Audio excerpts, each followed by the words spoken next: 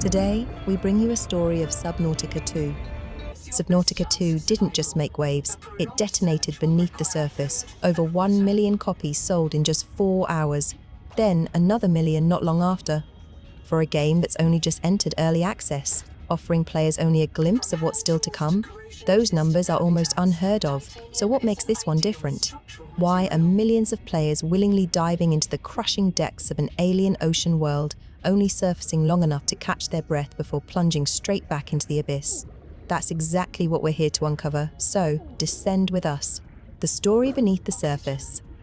Most survival games treat story as background noise, just enough context to justify gathering resources and building shelters. But Subnautica 2 does something far more ambitious. Its narrative isn't simply told to you, it's woven directly into the DNA of the world itself. Every biome, every creature, every abandoned ruin beneath the waves feels like part of a much larger mystery waiting to consume you. And surprisingly, the setup is deceptively simple. You are a pioneer, one of several colonists aboard the Cicada colony ship, fleeing a fractured, conflict-ridden homeworld in search of a better future among the stars. But this is Subnautica. Nothing ever goes according to plan. Your mission ends in catastrophe, leaving you stranded on a planet dominated almost entirely by water. At first, survival seems manageable, until you realize the planet is trying to invade your mind, and the only thing guiding you is an AI assistant provided by Alterra, the powerful corporation funding the expedition, whose motives feel increasingly questionable the deeper you descend. Every expedition reveals unsettling truths. Every discovery raises new questions, and the further you push into the unknown, the clearer it becomes that this mission may have been doomed from the very beginning. Subnautica 2 dives headfirst into themes of corporate greed, technological overreach, identity, and the terrifying nature of reality itself. The world of Subnautica 2 is staggering in both scale and atmosphere. The biodiversity alone is incredible. Towering underwater forests, poison-filled swamps, volcanic caverns erupting with superheated geysers that can erase you in seconds if you're careless. And yes, we learned that the hard way. Trust us, if you see the ground bubbling beneath your feet, run, fast. But danger is only half the experience. Curiosity is the true engine driving Subnautica 2. Every dive tempts you with something new, a strange signal in the distance, a glowing trench disappearing into darkness, a creature you've never seen before silently watching from below.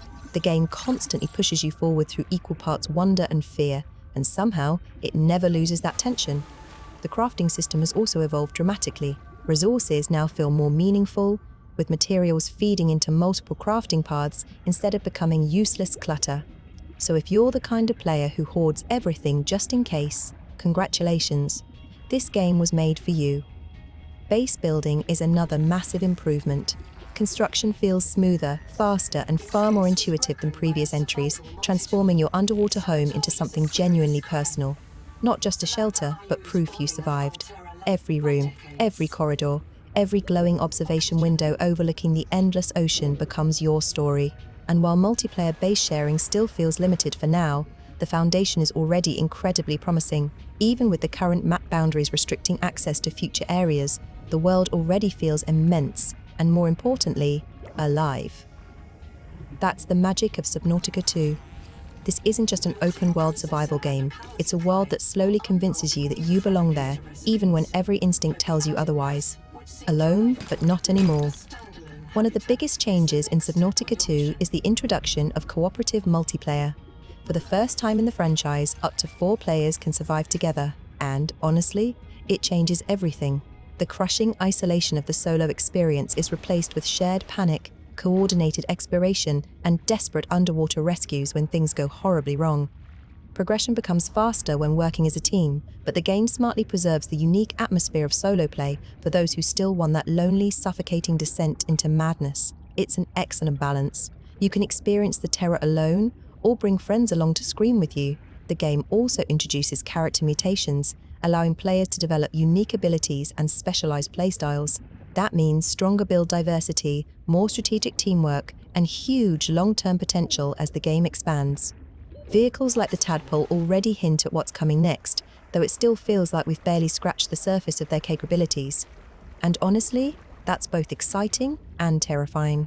The beginning of something massive, Subnautica 2, may already feel like a phenomenon, but this is only the beginning of its journey. because early access success can be both a blessing and a curse. The hype is enormous. The expectations are even bigger. Players already want more creatures, more story, more biomes, more mysteries lurking beyond those invisible red walls blocking off unfinished areas of the planet. And that pressure now falls squarely on the developers. Every update matters. Every expansion of the map matters. Because beneath all the excitement lies one massive question: can Subnautica 2 become the greatest game in the franchise? Right now, it feels like a world filled with endless potential, one that constantly reminds you there's something larger waiting just beyond your reach, something deeper, something darker. And if the developers can continue building on this foundation, Subnautica 2 might not just become one of the best survival games ever made. It could become one of the most unforgettable sci-fi experiences in gaming history. So, what do you think about Subnautica 2 so far? Have you already descended into the depths? Or are you waiting for the full release? Share your thoughts in the comments below. And if you enjoyed this video, don't forget to subscribe and turn on notifications so you never miss future uploads. Thanks for watching, and remember, sometimes the scariest thing in the ocean is what's waiting beneath you.